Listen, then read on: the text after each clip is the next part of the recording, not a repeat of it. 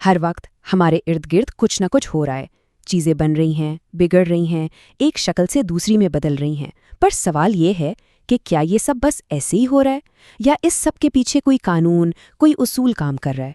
आज हम केमिस्ट्री के उसी छुपे हुए कानून को समझने की कोशिश करेंगे जो इन सारी तब्दीलियों को कंट्रोल करता है। कभी सोचा है कि पानी भाप क्यों बनता है या लोहे को जंग कैसे लग जाता है? इसके पीछे क्या साइंस है? यही वो सवाल है जिसे हम आज खोजेंगे।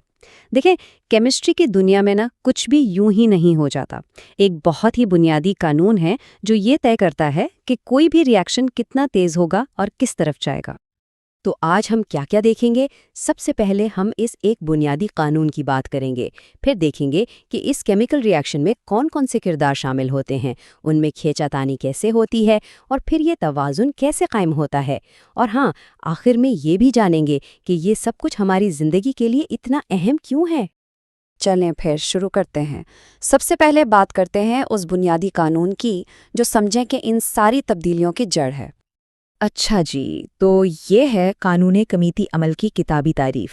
अब ये सुनने में शायद थोड़ी मुश्किल लगे, लेकिन घबराने की बात नहीं है। इसका जो असल आइडिया है ना, वो बहुत ही सीधा साधा है।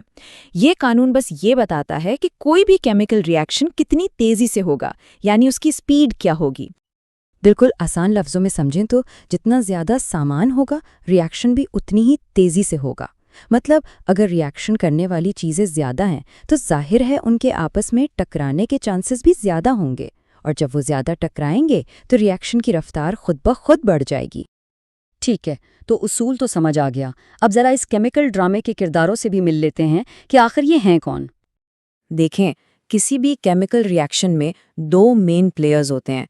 एक है मुतामिलात यानी रिएक्टेंट्स, ये वो चीज़ें हैं जिनसे रिएक्शन शुरू होता है, और दूसरी तरफ हैं मसनूआत यानी प्रोडक्ट्स, जो रिएक्शन के आखिर में बनती हैं। तो बस एक चीज़ इस्तेमाल होती है और दूसरी चीज़ बन जाती है।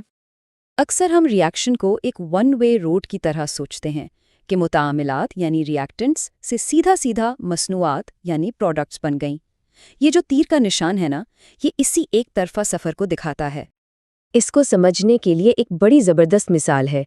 सोचें कि एक कमरा लोगों से भरा हुआ है और दूसरा बिल्कुल खाली। अब क्या होगा? जाहिर है लोग भरे हुए कमरे से खाली कमरे की तरफ बहुत तेज़ी से जाएंगे, है ना? बस यही मामला मॉलिक्यूल्स का है। जहाँ उनकी तादाद ज़्यादा होती है, वहाँ से वो कम तादाद वाली जगह की तरफ भागते हैं, और यही तो कानून कमीती अमल है। लेकिन कहानी यहाँ ख़त्म नहीं होती। सोचें, अगर वो जो खाली कमरा था वो भी बनना शुरू हो जाए तो? यहाँ से इस कहानी में एक बहुत दिलचस्प ट्विस्ट आता है।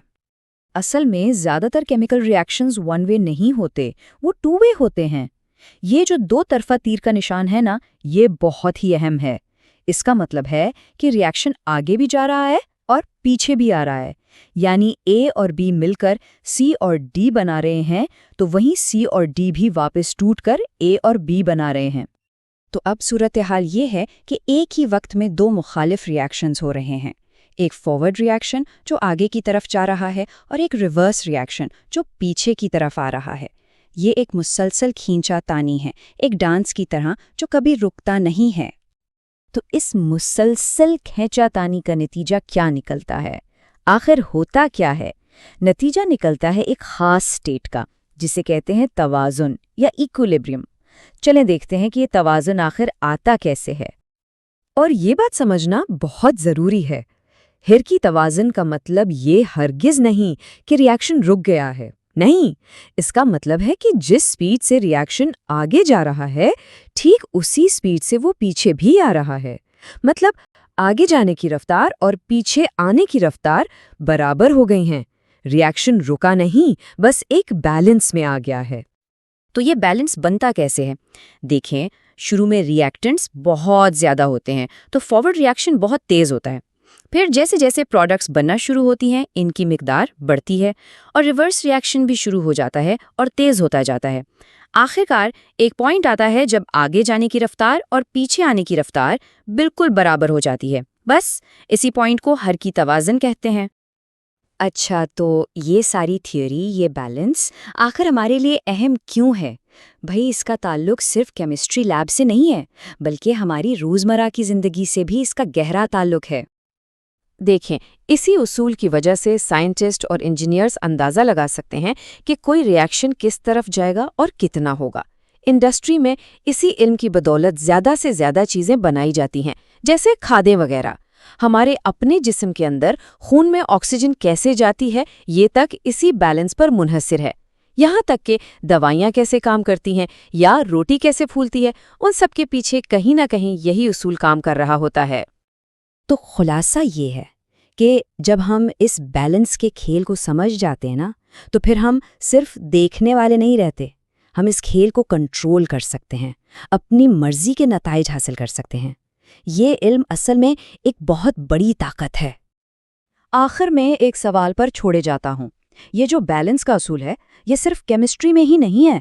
ذرا سوچیں، کیا اکنامکس میں ڈیمانڈ اور سپلائی، یا ماحول میں شکاری اور شکار کی آبادی، یہ سب بھی اسی طرح ایک ڈائنامک بیلنس پر نہیں چل رہے؟